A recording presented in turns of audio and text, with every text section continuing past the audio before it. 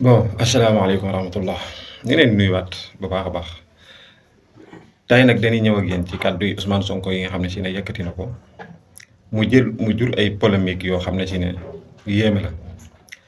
Ousmane Sonko dafa nekk nit ku dëggu nekk nit koo xam ne si ne lépp loo xam ne si ne mi ngi koy wax rek daf ko gëm lépp loo xam ne si ne mi ngi koy wax rek lu nekk ci moom la moo tax li nekk ci moom rek moom lay wax Ousmane Sonko yaakaar naa ku ko xam. li nekk ci moom rek moom lay wax maanaam politique bi nag dafa am nit ñoo xam ne si ne dañoo ñeme yàlla tanaa fekk ñeme yàlla jégal parce que nekkul kàddu yu mu yëkkati yoo xam ne si ne dafa wax président Diomaye qui que ce soit mais nit ñi il faut ñu interpréter ko maanaam ngir bëgg a tas diggante loolu moom ku koy xaar bàyyi boo nga xaat bi xam ne diggante Ousmane Sonko ak Bassirou Diomaye caaxaan tas ko. ndax Bassirou Diomaye dafa gore Ousmane Sonko dafa gore mais nag la vérité c'est la vérité loolu moo am kon dañuy àndandoo ak yéen dem déglu ji kàddu Ousmane Sonko yéen ñëpp ñu déggandoo ko incha allah. ay formé ay militants barki démb Chine laa jóge Chine dama demee dama fa doon liggéey ci wàllu état liggéey naa ko waaye it am nañ fa ndaje yu am solo ak parti communiste chinois. ñu waxtaan xool seen modèle li ñu ma ci gën a frappé mooy formation masalan province bi ñu njëkk a dem gouverneur ba invité ñu fa reer ñuy waxtaan li mu njëkk a wax mooy formation ba ne ñu moom ci boppam dafa war a dem 3 semaines formation li ñuy wooye ñoom recyclage ci li jëm ci wàllum guerre corruption ak yu ni mel te pourtant mag la moom ci boppam dem na ba nekk formateur parti ku ci bokk da nga war a xam lan mooy idéologie parti ba bëri na ci ñun ñi ngi naan projet bi waaye soo leen ne woon faram fàcceel ma projet bi mënuñu ko bëri na ci ñun ñoo xam ne dañoo dugg ci parti bi ci topp léeg-léeg ab jëmm gu ñu sopp wala ab discours gu ñu dégg mais dëgg liy xolu parti bi liy xelu parti bi ak liy doxalinu parti bi xamuñu ko ñaar yooyu jafe-jafe yi nga xam ne nguur gi fi newoon teg nañu ko ci fukki atu parti bi rawatina nag à partir de 2016 moo ñu gàllankooroon ba jotuñu ko yeggali léegi nag gàllankoor yooyu teggeeku na moo tax ma joxe ndigal bureau politique bi secrétariat général bi ñu accélérer mbir yi ba ñu yeggali d'abord li nga xam ne mooy structuration parti bi conseil national bi taxawal nañ ko tey fileeg lu néew ci ay fan dinaa teg ci loxo conseil national boobu sama proposition bureau politique bu yees mu am sañ-sañu valider ko totalement ou partiellement bu loolu weesoo ñu woyal liggéey bi placement carte de membre yi renouvellement instance de base yi préparation la ñuy dëgmal waaye it formation bi encore formation bi ma ciy lancer appel nag képp ku woote militant parti bi wala sympathisant képp koo xam ne bëgg nga parti bi te di wax ci turu parti bi rawatina ci réseaux sociaux yi mouvement boobu nga xam ne enclenché nañ ko ñépp ànd ci ndax dañu ne dañoo bëgg a téye réew mi lu yàgg réew nag li koy téye du lu yàgg du jëmm kuréel la jëmm noo gudd fan ci nguur munoo weesu ñaari mandat tudd na léegi parti communiste chinois parti bu defaru ba baax teg ci nag liggéey askan wi gis parti googu moo yàgg ci nguur parti boobu nag dafa laaj ay ndaw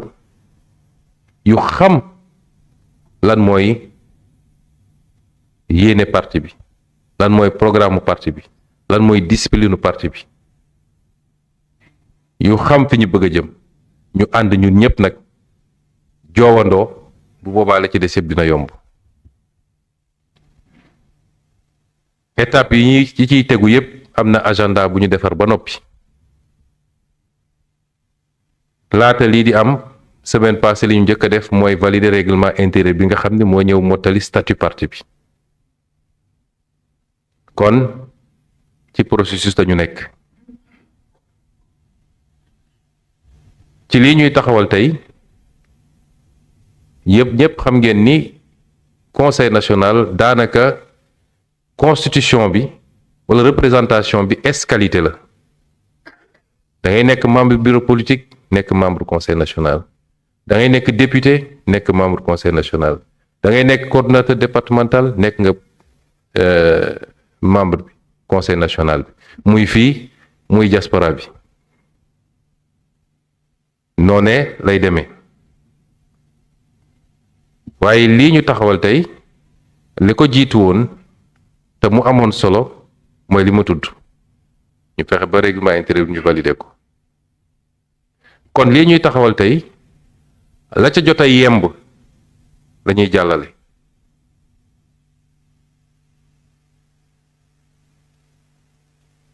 processus de désignation de leurs membres masalan lenn ci diaspora bi loolu amul problème saa suñu paree rek ba dëppoo bu ñu désigner ki mu doon day ñëw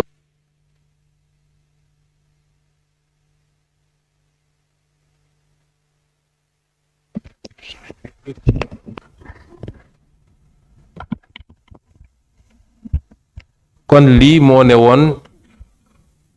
ci motifu daje tey bi def nañ ko ci jàmm ci tey ak ci dal ci niñ ko yàgg xamee ci Pastef bu ñu dajee suñu biir ma ne woon nag lii prétexte la aussi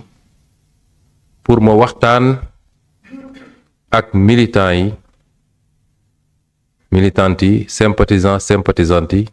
et au-delà waxtaan ak réew mi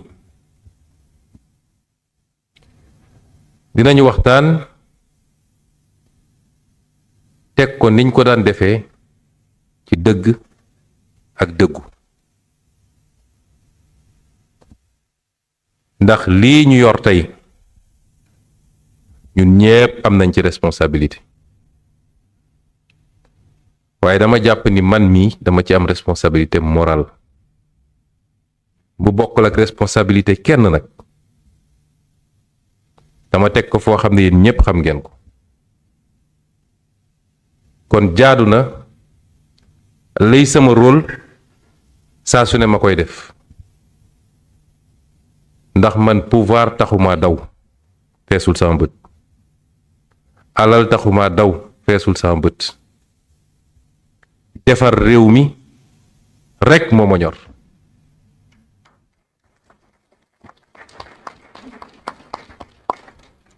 te loola ak ku ma koy jëflanteel dama koy teg ci dëgg rekk léegi nag sama wax mun naa ñagas li nit ñi wax waaye duñu musa ne waxam incorrect na ndax saaga na walla xaste na dafa fekk dañoo nekk ci réew moo xam ne léeg-léeg problème dégg-dégg day am moo tax dinañu waxtaan teg ko ci dëgg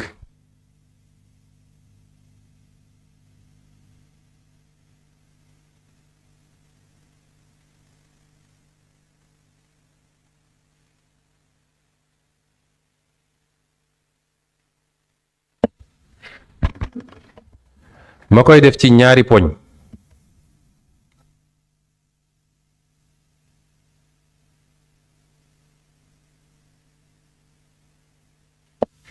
fàttaliwaale sénégalais yépp poñ bi ci njëkk mooy fàttali sama bopp fàttali leen yéen ñii fi teew waaye fàttaliwaale mboolem seen militant Pastef jël seede nag askanu Sénégal yépp parce que ñoo woote woon ne nun nag defuñu politique politicienne ñoo woote woon delloo suñu politique fi nit ñu baax ñi nitu diine yi sax laa waxoon teg politique mooy teg ko ci njub kese ak njëriñu askan te lépp luy mbirum jëmm ñu teg ko fële naa loolu la ñu woote woon lan moo ne woon suñu engagement politique gëw ma ni ñi toog ci salle bi yépp gëw ma ni ku bokk ci Pastef am na ku war a gën a mun a taxaw wax lan moo ne woon suñu engagement vis-à-vis de askan wi que man mi ndax yàlla def ñu taxaw parti musuma laaj kenn ne ko dama bëgg a jiite parti bi ñu daje ñoom ñépp ne maa leen doy ci jiite parti bi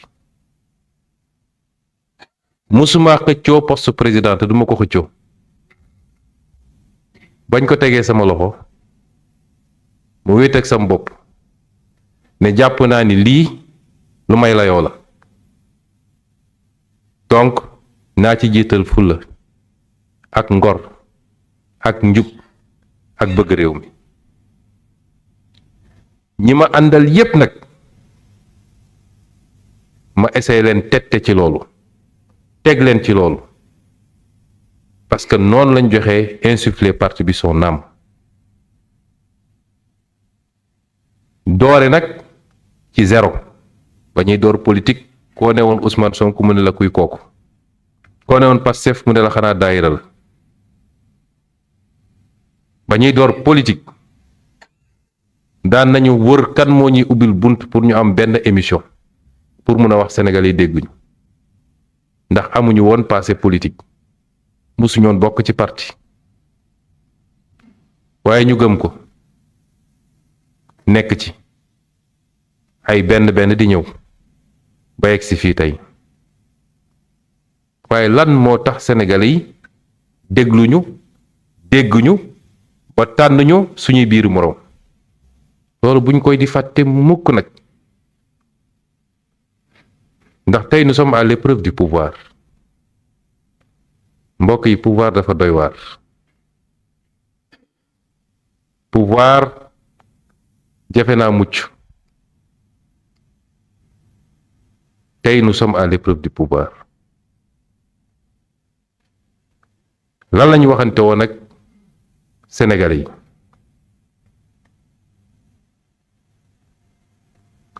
waxoon nañ ak Sénégalais yi ni lañu jiital mooy souveraineté mooy moom suñu bopp am suñu sañ-sañ parce que réew imma danga indépendant wala indépendant wo waaye li ñu njëkk a woote mooy souveraineté souveraineté nag tekkiwul autarcie dañoo ne réew moo xam ne léeg-léeg ñu jàkkaar lool ci wëlbati rek la ñuy nekk pour essayer jaxase xelu Sénégalais yi souveraineté tekkiwul ni da ngaa tëju ba doo jëflante kenn ñun mësuñu ko wax souveraineté mooy donte da ngay jëflanteeg nit wala bu dee dañ koy jël état ba état donte da ngay jëflanteeg état na doon ci respect mutuel benn na nga am ful la sàmm sa intérêt réew ñaar yi bu dajee amul réew ci àdduna boo xam ne mënoo jëflanteeg moom nit ñi léeg-léeg dañuy tudd réew mi nga xam ne moo ñu nootoon ku dellu ci samay waxu démb dama doon wax nous ne sommes ni contre ni pour tel ou tel pays mais nous sommes pour le Sénégal bu ñu nangulee ci loolu ku ñu nangul ci loolu ak lu mënoon a xew suñu diggante mën nañu xool lu ñuy jëflanteeg yow souveraineté ñu teg ci réappropriation de nos ressources mooy lépp lu ñu yàlla xéewale ñu fexe ba téye ko suñu loxo. ressources financières mooy li ñu am as tuut ci koom te su dee ci wàllu état li koy gën a màndargal mooy moom la ñuy jël pour def budget di def dépense publique rawatina investissement di ci joxe ay marché public ñu fexe ba xool la ci ëpp nu muy desaatee ci réew mi ak ci loxo doomu réew mi. souveraineté sur nos ressources naturelles mooy lépp lu ñu yàlla wërsëgale ci géej gi masalan jën gi ci pétrole ci gaz ci phosphate ci zircon ci or ak leneen ba ci suuf si nga xam ne moom la ñuy bayee ñu fexe ba lu ci waay di am na ci réew mi ëppale fuuf loolu diglante woon nañ ko ak Sénégalais yi ba 2016 mu bindoon ab téere wax li ñu defoon ci suñu pétrole ak suñu gaz.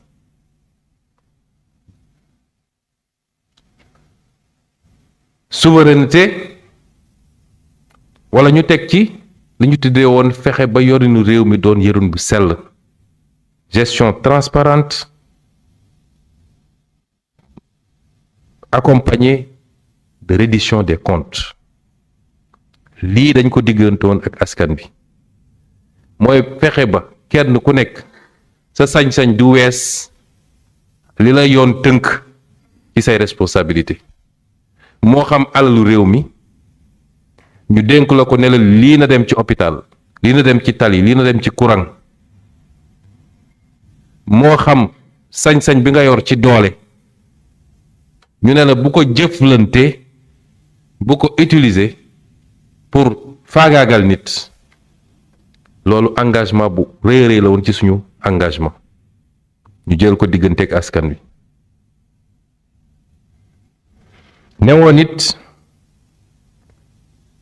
li nga xam ne moo doon yóbbee réew ba benn minorité bu ndaw ngànk réew mi te li ko gën a firndeel muy le jeu des lobbies bu ñu ñëwee dinañ ko fi dindi newoon askan wi ni dañu xam lan mooy priorité réew mi ndax priorité réew mi def ay dépenses puukare la wala delloo alal réew mi ci li nga xam ne mooy suuxat réew te jiital ci les secteurs prioritaires lu mel ni mbay mi càmm gi napp gi industrie bi parce que loolu mooy génne réew ci guuta mooy génne réew ci ndóol mooy créer emploi ci gàttal dama ko tënk rek waaye weesu na lii waaye lenn ci li fës ci suñuy engagement lii la woon bi ñu toogee ba léegi ci lañu ne ma bëgg a biral sénégalais ni waat naa ko ci yàlla mi ñu bind ñun lii buñ ko defut du aajo ci ñàkk def li ñu war a def mooy lépp loo xam ne humainement lu nit war a mën a def la boo war cee tay la suñu bakkan bu ko jaree dinañ ko def pour lii am ci réew mi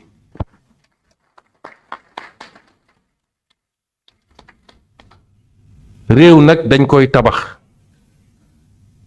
ku wax tabax wax processus ñi ñu jàkkaar lool ànd ak li ñu suuqat ci ay xarala jumtukaayu communication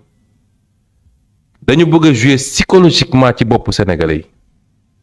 mooy ñii li ñu leen wax yépp dañ ko war a def ci benn at wala ci ñetti weer ci réew moo xam ne ñoom yàq nañ ko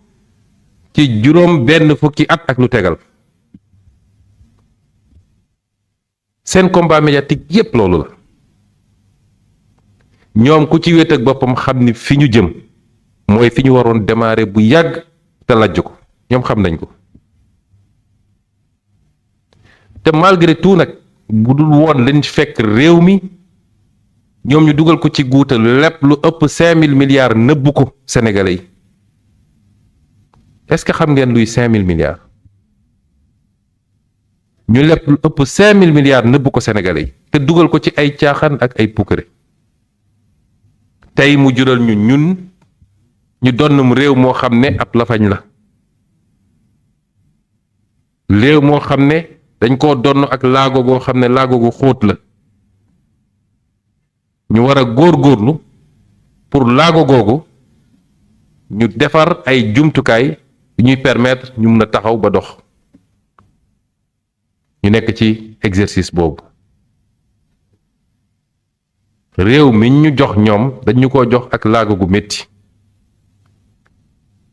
laago nag mën na doon nattu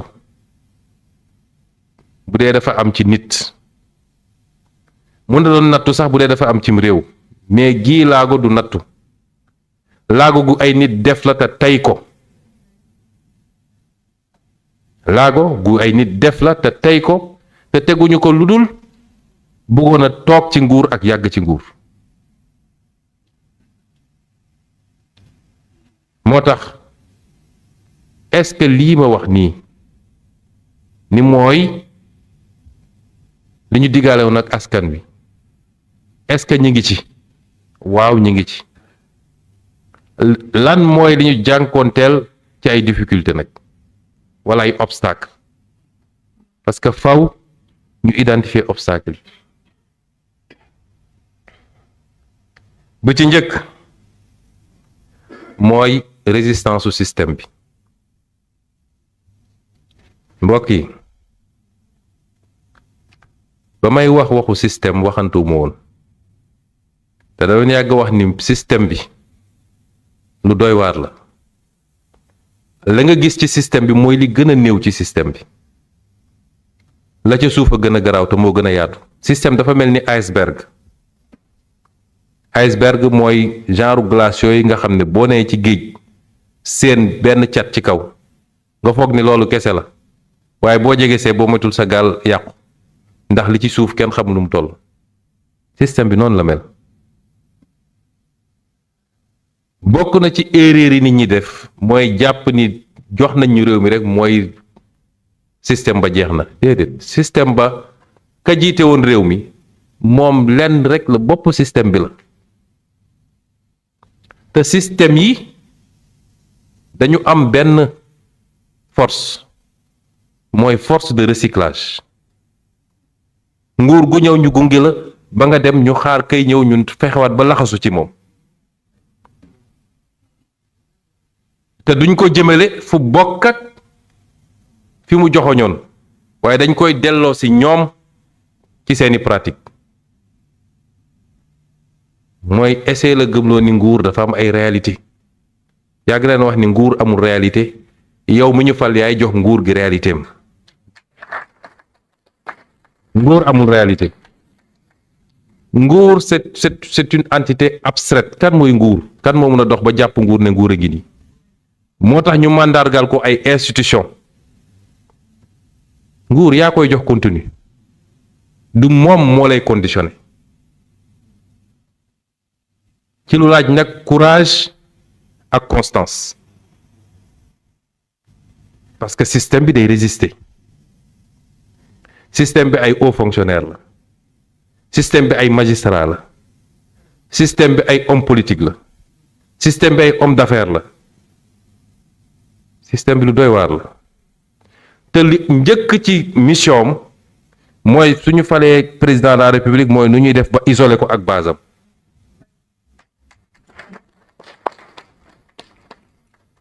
mooy premier manœuvre système bi parce que moom li mu bëgg a occuper moom la parti politique bi xeex ba egg si nguur gi war a occuper moo tax da koy gis comme adversaire eh bien dégg nga maam l'état c'est compliqué nous on est de grands commis ñun ñoo xam ñun ñoo mën xool nu ñuy écarter président ba fi musa daanu ba ngay daanu boo xoolaatee sa bopp gis nga ni yow ak sa parti sorantewul ngeen lool loolu mooy système bi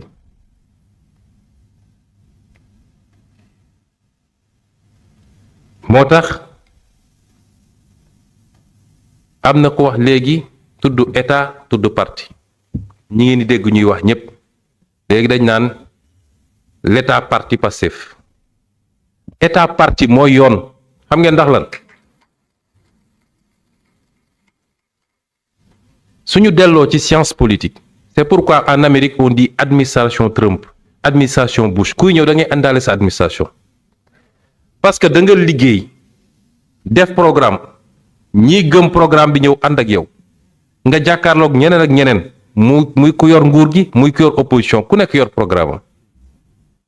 am nga daw di xeex ba Sénégalais yi wóolu la jox la da ngay am courage yu ànd ak ñi gëm programme bi ànd ak ñi xam programme bi ngeen assumer seen responsabilité bu baaxee yéen la bu baaxul yéen la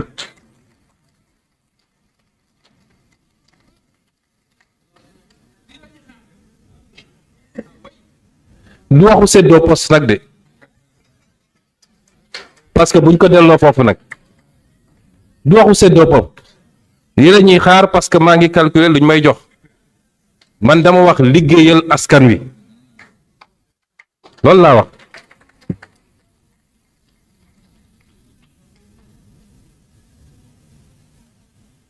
système boobu mooy li ngeen gis nii boo laalee dara rek ñëpp jógandoo société civile lenn ci société civile bi ndax dafa am Sénégal ñoo xam ne jàpp nañ yow yaa war a créer sa parti yaa war a jël risque opposé wu yaa war a jël dem xeexi mais bis boo eggee ci nguur gi ñoom ñoo war a gouverner wala da nga war a co-gouverner ak ñoom nooy def da ngeen di woo taaj leen eh bien lii laa ci xalaat man ma ñëw ak sama programme jaay ko Sénégalais ñu woteel ma lu may wërati di woo ma Samba ak ma Demba naa dem liggéeyi loolu mooy yoon dafa am benn dictature bu ñu fi teg depuis longtemps société civile nii muy def nii doo ko fekk Europe doo ko fekk États-Unis société civile buy taxaw naan nguur nii ngay doxalee fii ngay jaar doo ko fekk fenn d'ailleurs war nañoo càmbar man il faut ñu jël loi boo xam ne benn société civile du fi jël financement bu jógee étranger niñ ko teree parti politique yi parce que ñuy jaxasoog nguur gi di liggéey ak moom di jot ay rapport te seeni financier seeni bailleur a ngi fële rapport bu ñu jot egg na foofu système bi dañ koy attaquer nous avons le pouvoir pour appliquer les réformes que nous avons promis aux Sénégalais te il faut ñu assumer ko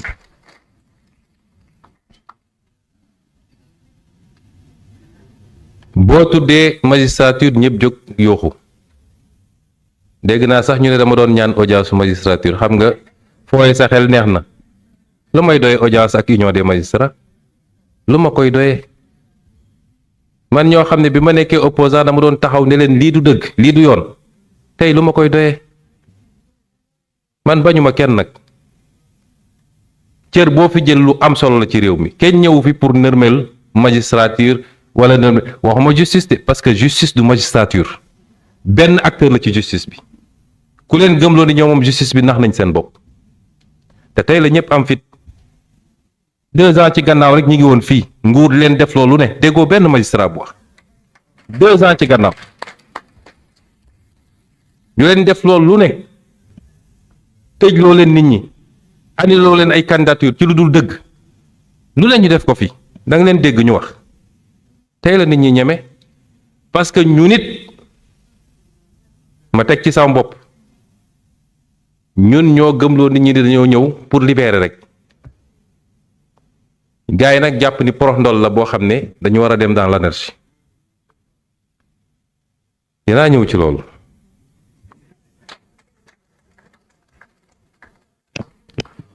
li ma wax ni noonu la amee fu ne quand vous héritez d'un État vous venez avec votre programme votre vision vos équipes et l'administration l'État est un instrument durant le temps de votre mandat pour nga appliquer sa vision moo tax durant temps boobu yow yaay état durant temps boobu yow yaay état ci kaw lu ñu encadré nag ci ay charte réew mi waxuñu dañ laa boyal rek lu la neex nga def. Constitution dafa am ay loi am ay règlement am, mais ci kaw loolu yow yaay état yaay doxal. Administration yaa ko naan fii laa bëgg nga dem, lii laa bëgg nga réaliser. au fonctionnaire ak keneen ak keneen ci yem. C'est comme ça que ça doit marcher. Refus bi wala résistance yi ñuy def c'est des résistances au changement. ku mu sa andi changement di nga am résistance parce que da ngay génne nit ñi seen zone de confort, da ngay attaquer des intérêts. Est-ce que di nga am fitu wéyal li ngay def ba mu mat wala saa yu ñu ne hee nga ngay dellu gannaaw.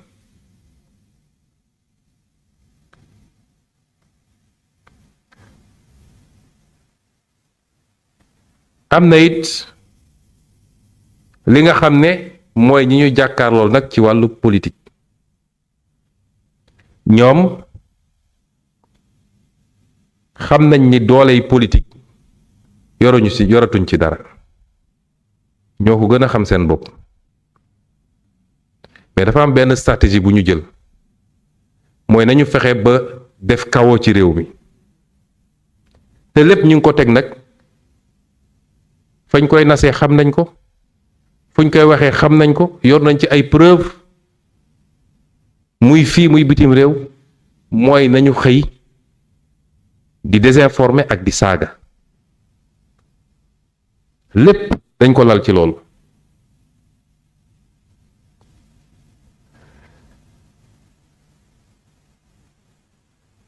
Désinformer,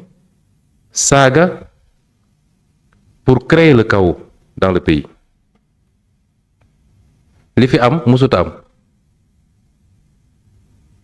nee nañu ñi ci bëri nee nañu dañuy méngale seen bopp ak Ousmane Sonko.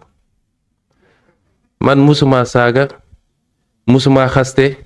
damaa ñëw opposé wu par des arguments, bind ay livres, taxaw assemblée wax ba mu métti ci ñoom ñu complot ne dañ koy liquider. foofu laa taxaw ne damay résister. waaye man musuma ñëw Macky Sall moo fi newoon président de la République, musuma koo wax ju ñaaw wala ma saaga ko. waaye li fi xew musu fee xew. muy nag loo xam ne boo ko dajalee yépp ci ni muy doxee dafa am faay yoo xam ne ci ñun la. dafa am faay yoo xam ne ci ñun la,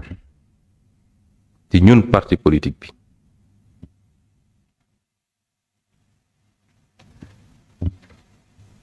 parti politique boo xam ne ñooy parti politique bu ëpp doole ci Sénégal, ndax ñaari at ci gannaaw, ñetti at ci gannaaw taxaw nañu jàmmarloog nguur, kon kenn ëpp ñu doole. li fi am yépp benn cible la. faraluma di wax samay mbiru bopp, waaye tey dinaa leen wax tuuti parce que dafa jot. li fi xew yépp benn cible la, mooy Ousmane Sonko. ñu war a poser wu la question du pourquoi. lan moo waral loolu, cette haine contre Ousmane Sonko. parce que jàpp nañ ni kii mooy verrou boo xam ne faw ñu tëbal ko bu ñu bëggee egg fi ñu bëgg a egg.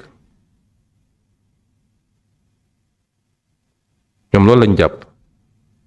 mu am lenn ci ñun ñoo xam ne peut-être gëm nañ ko. gis nga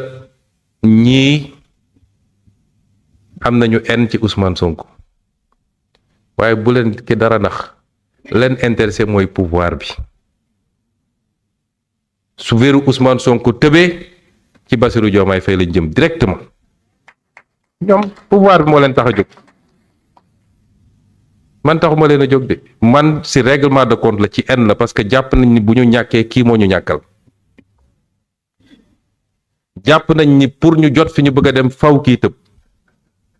waaw lan moo tax ñun suñu parti politique on n'a aucune réaction face à cette situation.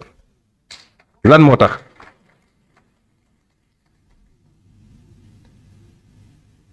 ay kilifa rek a fi ne réaction bi ña ca biti la ci mbedd mi xale yi la réseaux sociaux yi la ñi nga xam ne jotuñu benn ndombal tànk ci réew mi ñoom ñooy continuer xeex ba tey fii am na ñoo xam ne toogaguñu sax ñoom ñi ngi ci yeneen plan commencé di bëgg andi ay clan fii ci biir parti politique bi fii am na parti politique bi maa ko jiite bi mu dugg commencé ba léegi musuma am clan ñépp sama njaboot lañ tëddee njaaxaanaay du tey lay am clan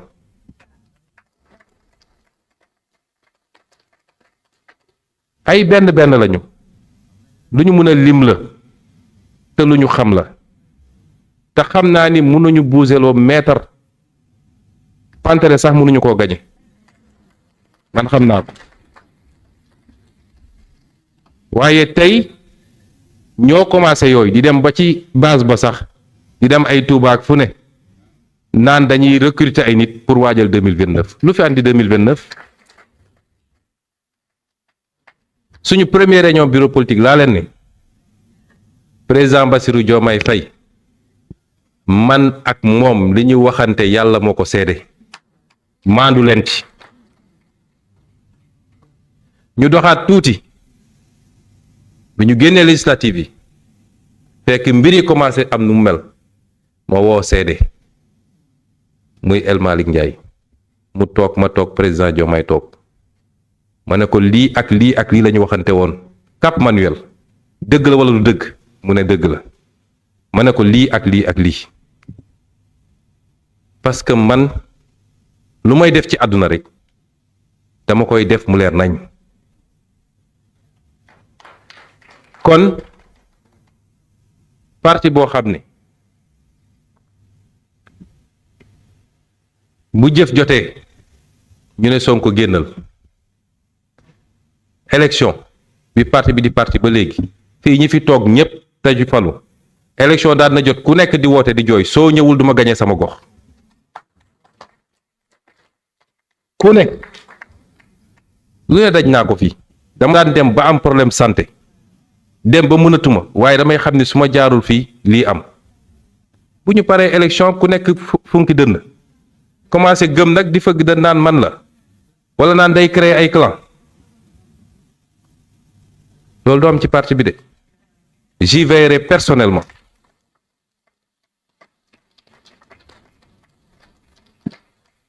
te it na ku nekk jël responsabilité am bu fi kenn embourgeoisé wu parti bi li ko andi fii buñ ko bàyyee gis safaan ba léegi parti dafay am identité dafay am âme dafay am sa personnalité assumer ko nag dans l'opposition comme au pouvoir loolu mooy parti et je suis le mieux placé pour dire quelle a été la ligne tracée pour le parti ku ko bëgg a changer nag mën nga dem xool feneen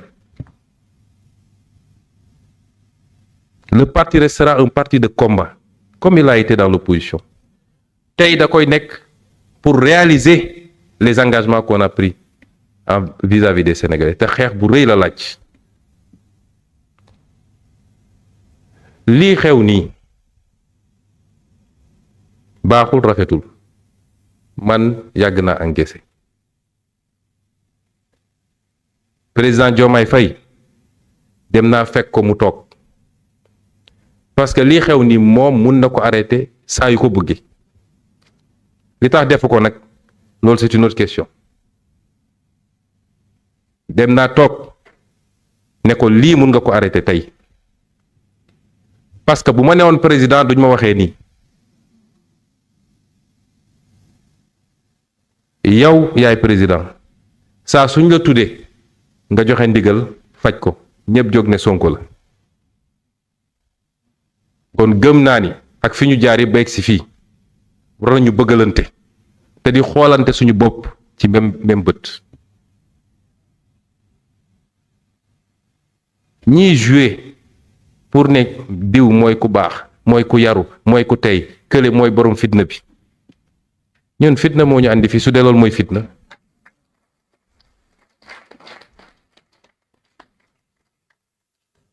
damay laayante biir nag ndax lii dama ko wax biir nekk waxaat ko amul avancement ma dajale bureau politique bi ñi ngi fii toog wax leen li ma leen di wax amul avancement moo tax ma wax ko fii tey ñun ñëpp nañu delloo suñu xel pendant qu'il est temps ñun ñëpp nañu dellu si ci li nga xam ne mooy essence suñu combat man ñi fi nekk ñëpp dama leen xoolee sama bopp te bu ma newoon fi ma war a ne am na loo xam ne ci réew mi du fi am faut qu'on se dise les choses parce que mënuñu nekk opposition pendant des années lépp ñu yéen ko suñu ndodd tey ñu jël nguur mu mel ni bi ñuy nekk opposition sax moo tane woon du yoon du dëgg foofu laa toll nag foofu laa yem nag parce que du lépp la ñuy wax junju doy na boroom xel waxuma ko pour xarab Masamba wala pour xarab Mademba président Diomaye sama xarit la sama rakk la fi mu toog yéene naa ko billaahi yàlla xam na ni yéene naa ko yàlla xam na ko te lor ñëwuma chaisam fii ci biir réew mi dafa am ñoo xam ne dañoo dogu waat sax ni Ousmane Sonko ne sera jamais président de la République fii ci biir réew mi am na ma wax leen ni man loolu terew maa nelaw ballaahi terew maa nelaw parce que bu ñuy door politique laa yàgg wax sama émission ni bi may judd yàlla bindul sama jëb yi président de la République waaye nañu rafetal mbir yi rek ñun yàlla faluñu peuple sénégalais faluñu pour ñuy seet lu neex société civile ak lu neex opposition faluñu ñu pour ñu jubóole une poignée de personnes yoo xam ne lu yàqu ci réew mi ñoo ko yàq ba pare ñëwaat toog am sañ-sañu tey gën a am dangar le Sénégal n'a pas de crise n'a pas de problème sénégalais yaa ngi 18 millions de sénégalais ñiy yor seen làmmeñ di mbépp yépp matuñu 10 000 matuñu sax 1000 le Sénégal n'a pas de problème démb 20 heures boo rombee fa ñu doon defee entendre ni doo fa gis ñetti nit amuloon sax nit Sénégal amul benn problème mu autorité la am problème mu autorité la am et il faut qu'on prenne nos responsabilités par rapport à cette situation-là wa imma nan nu bàyyi ñu doxal nañ ma bàyyi ma gouverner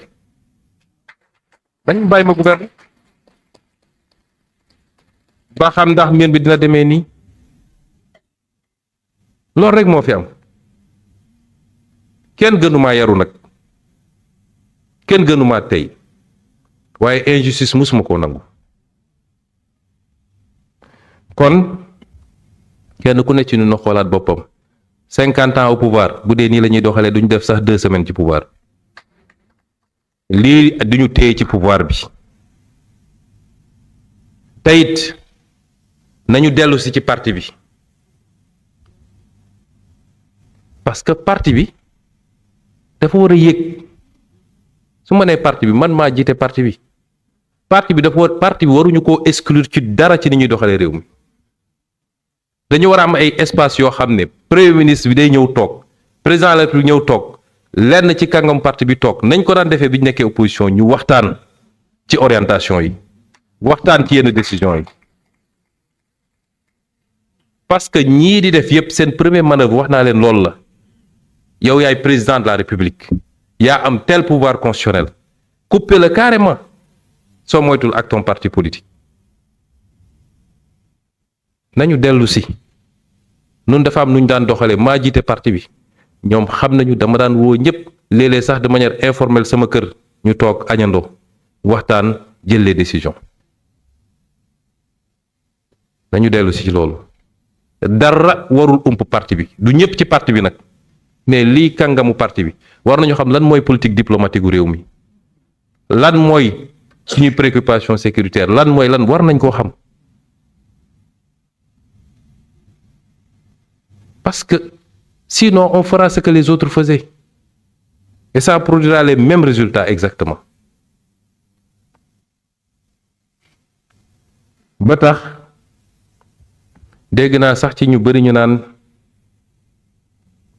ñoom ñi nga xam ne jàpp nañ ni Sonko mooy seen problème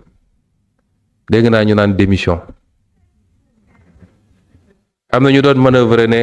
comme dafa xaw a bëri principe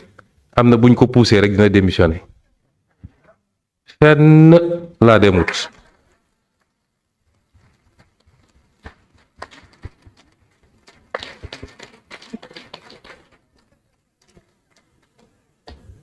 du ma bouger centimètre parce que dama ko wax léegi dama am responsabilité ci li ñu yor dama désigner candidat génn ànd ak moom campagne la jiitu yëpp sax bàyyi naa ko ñu weesu loolu ñu soxlawaat assemblée ma takkaat sama ndigg def liste jiital ko ne Pastef laay demee parce que ñi doon gëmloo ni ñoom ñoo tax ñu gañe di dem di def ay manœuvre laa bëggoon woon ni yéen du ngeen lu toll ni tarfata ay ci li ñu yàlla jox ma jël sama responsabilité yàlla may ñu lii mu ñu may kan moo ma ëppale ci lii ñu yor ni fii ba ñu xalaat ni man dinaa dem fenn laa demul waaw ki nga xam ne nag moom la yàlla jox pouvoir constitutionnel muy président Bassirou Diomaye Diakhar Faye bis bu toogee ba jàpp ni matatuma ko premier ministre mu woo moo ne ma matatuma premier ministre ma dellu assemblée nationale defaru ñu continuer suñu liggéey waaye fenn laa demul kenn ëppalewu ma je suis théoriquement le chef de la majorité parlementaire je suis le chef du gouvernement kenn ëppalewu ma ci li ñuy def ci réew mi fenn laa demul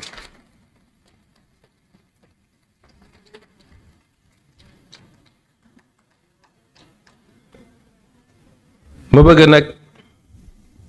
wax ni lii may wax nii dama jàpp ni dama leen waxoon ni Pastef moo war a doon opposition Pastef ci waxante dëgg dinañ ko def ci suuf bu sottiwul dinañ ko def cercle restreint bu sottiwul dinañ ko wax ba militant yëpp dégg ko parce que militants yi ñoo moom mbir mi parti bi moo moom mbir mi ñi doon génn di jël lacrymogène yi ñi dóor ay bal ñi ci ñàkk seen bakkan ñooñ ñoo moom mbir mi on leur doit ça tey ñun ñëpp am nañu ay collaborateurs lu baax la lenn ci collaborateurs yi xamuñu leen woon sax waaye ñooñu waruñoo ëppale parti bi ci mbir mi waruñu ko ëppale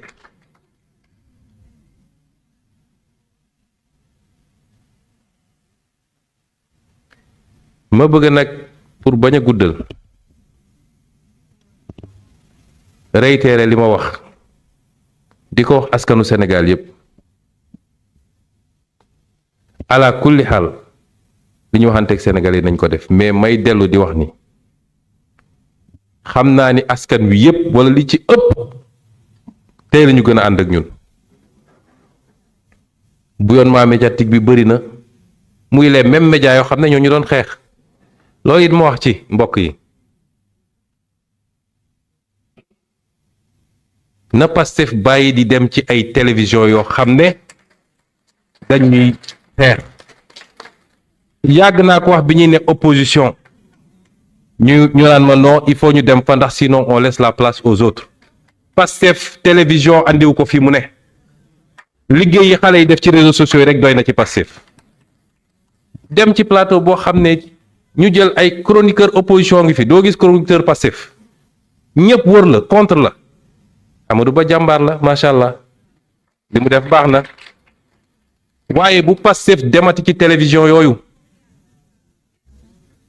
ñoo xam ne ñan ñoo fi bindoon en 2019 bi ñuy démarrer suñu campagne ni Tullow Oil daf ma jox xaalis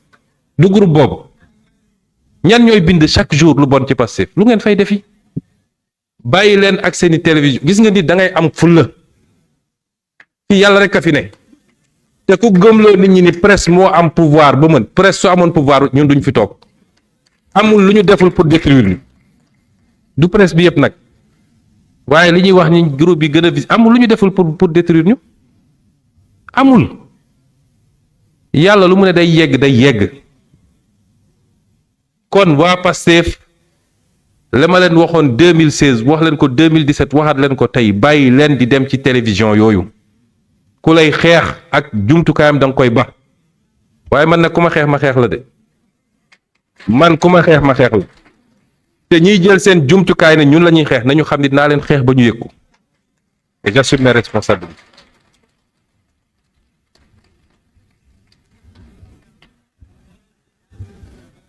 projet bi du ñu nangu ci lu dul dëgg réew mi démocratie la waaw ubbi nañu débat bi waaw ku ne na wax xalaatam teg ko fi mu ko war a teg waaw mais lii xew nii ñun ñëpp xam nañu du yoon te ku jàpp ni nag lu ñu war a néewal la nga am doom bu mat a jël soxna nga am ay soxna bis bu ne nit taxaw wax lu ko neex ci koo xam ne da nga représenter institution Sénégal di tukki partout dans le monde ñu yëkkati la parce que Sénégal nga représenté loolu war nañ ko seetaan ci réew mi après ay société civile tous les fumiers laa ñëw taxaw naan droit de l'homme ak et j'interpelle ici encore le président Bassirou Diomaye na ko régler mbaa mu bàyyi ma régler ko na ko régler mbaa mu bàyyi ma régler ko je suis très clair kon la ñu war a def ci Sénégal nañ ko def ba mu mat sëkk ma dalal xelu sénégalais yi waaye dañu soxla sénégalais yi lenn ci média yi dañoo bëgg a nërmal xelu sénégalais yi saa yu ñu xëyee xool leen débat yi ñuy génne li ñuy bind Sénégal dem leen jël tous les médias du monde même les pays les plus démocratiques entre guillemets doo gis médias yu mel nii amul ci Sénégal amul ci àdduna le peuple sénégalais doit démystifier ça daa di defaru ñu ànd liggéey njub am na fi kenn dootu fi sàcc àll réew mi fii ñi fi nekk ñëpp ay ministre ngi fi ay directeur général ku fi sàcc xaalis réew mi kaso nga jëm kenn dootu ko fi def te justice nag ñu koy interpellé waat na def liggéeyam ñiñ fi torturé ñiñ fi rey ñiñ fi sacrifié justice na def liggéeyam kuy woote indépendance da ngay def sa liggéey ñi jël alalu réew mi am na ñu fi doon convoqué ci ay autorité dem ma gisee ñu dem ne dañuy dem soutenir ñu war leen doon convoqué avant dialogue bi gars yi ne taxawal nañ dialogue non suñu wootee day mel ni dañu bëgg a yàq dialogue bi ba tey di ñu ne furus nañ leen convoqué ay milliards réew mi la ñu jël loolu la Sénégalais yi di xaar mais seetaan ñooñ ñu nekkaat fii te ñoo jël xaalisu réew mi 5000 milliards yi lu ci bëri seen poste dugg am ay rapport yu ko conclure am ay affaire yu leer nañ ñuy dem di jàpp ay ministre pour 50 millions yéen sax assemblée waru leen woon nangu lool biñ ko àndee assemblée da ngeen ko waroon nañ leen andil dossier yu am fulla yaa ngi fi te ñoom xam nañ ko ba tax on a besoin fan yii di ñëw dinaa présenter le plan de redressement réew mi dañ ko war a redresser ci wàllu koom ci wàllu finance ak ci wàllu budget dinañu woote pour une mobilisation des Sénégalais pas autour de la politique pas autour bu ñu dégloo sama plan de redressement ba pare bu dee doy na leen bëgg naa mobilisation bu ñuy woote mboolem seen ku ko mën ci Sénégal mobiliser wu ñu démontrer au monde entier que ñun xam nañ fi ñu jëm te le peuple sénégalais est derrière son gouvernement et derrière son président de la République pour qu'on réussisse ce qu'on doit faire. réew askan moo koy soppi les dirigeants isolés ne peuvent rien faire mais symbiose bi am entre le peuple qui comprend fi ñu bëgg a jëm accompagner ko ak li nga xam ne mooy leadership bi loolu mooy liy soppi réew te loolu désormais à partir de maintenant bokk na suñu liggéey bi gën a bëri nañu bàyyi waxu poste nañu bàyyi waxu nañu dooleel diw nañu jox diw dañu toll ci phase boobu buñ ko réussiré leneen lu ñuy wax yëpp day yomb après te bu ñu toogee fii toogaguñu sax ku nekk naan li tax faluñu kii tax joxuñu kii député yi nañ leen yokkal diw nañ ko defal bu ñu moytul peuple bi ci boppam moo ñuy gaaw a jéppi parce que loolu fi ewoon ba peuple bi jéppi ñooñu nañu def preuve de dépassement don de soi pour la patrie ñoo ko bind suñu statut don de soi pour la patrie dañu dellu ci loolu di gën a félicité waat nag la jeunesse du pays de manière générale ci seen taxawaay te wax leen ni li ñuy liggéey pour yéen la bu leen kenn yàkkamtiloo li ñuy jëmbat pour yéen la mais combat yi ñuy dëgmal ma jox leen si yu gàtt rek suñu gaz bi dinañ ñu ko jox de lañ ci soxla dinañ ñu ko jox pour le moment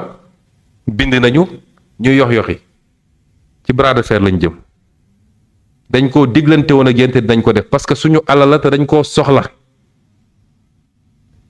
te ñu teg ko ci yoon lañ ca war a am buñ ko amee ba dugal ko ci réew mi li muy yokk ci koom ak li muy réduire ci coût énergie kenn xamul nu mu toll est-ce que dañ nangu ay multinationales ñëw taxaw rek ñu naan ay dañ régime passé signé woon na déedéet combat yi mi ngi ñëw suñu kanam on a besoin du peuple qui fasse bloc derrière son président de la République derrière son gouvernement derrière les responsables qui ont été mis devant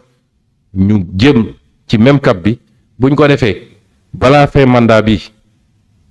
ak jafe-jafe yi ñu doon ci réew mi yépp balaa fin mandat bi ngeen gis meññ ci commencé génn parce que dans les semaines à venir dans les mois à venir les choses vont s'accélérer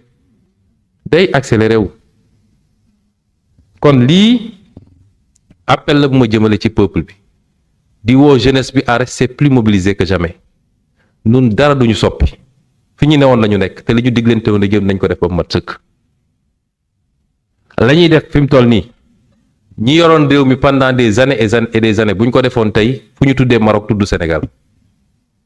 kon jugé leen ñu ci acte yi ñuy posé jugé leen ñu ci fu ñu jëm lu gën saa gàtt sax mandat 2029 la nañu toog ba gis progressivement fi ñu jëm kon lii laa bëggoon a c'est de partager ak peuple bi ci fan yi di ñëw wax naa ko dinaa génne bureau politique bi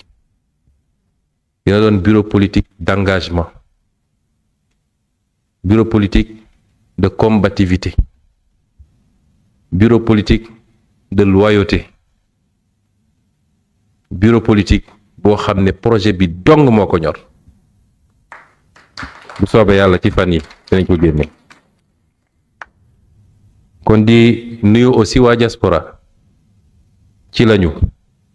démb ak tey jafe-jafe ñu nekk ak liggéey bi moo tere ma seet si leen xam naa ni nammante nañu waaye ci fan yi di ñëw dinañ ñëw ziar si incha allah ndànk progressivement dinañu reprendre les tournées nationales pour continuer la mobilisation tey lañu war a gën a mobiliser wu dinañu réorganiser la communication du parti et la communication de l'État parce que dafa am solo waaye ñun ñëpp ci jamono ju ne nañuy fàttaliku lan moo ñu taxoon a jóg bu ñu pouvoir détourner mukk de ce qu'on était nañuy fàttaliku saa su ne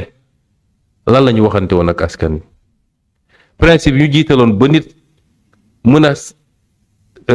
risquer bakkanam génn taxaw ak alkaati principe yooyu moo ñu war a guider tey bu alal fëq suñu bët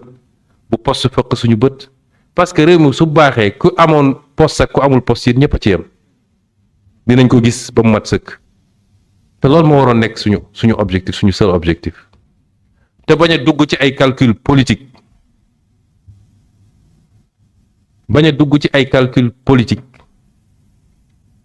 musuñoo dox ci calcul politique bu doon calcul politique ak jiital suñu bopp candidat du am ci parti bi nañu dellu si ci loolu. ñu ngi leen di gërëm di leen sant di leen wax ni lenn moom leer na sama bopp incha allahu on va réussir ba àdduna yëpp xam ni réussir nañu asalaamaaleykum.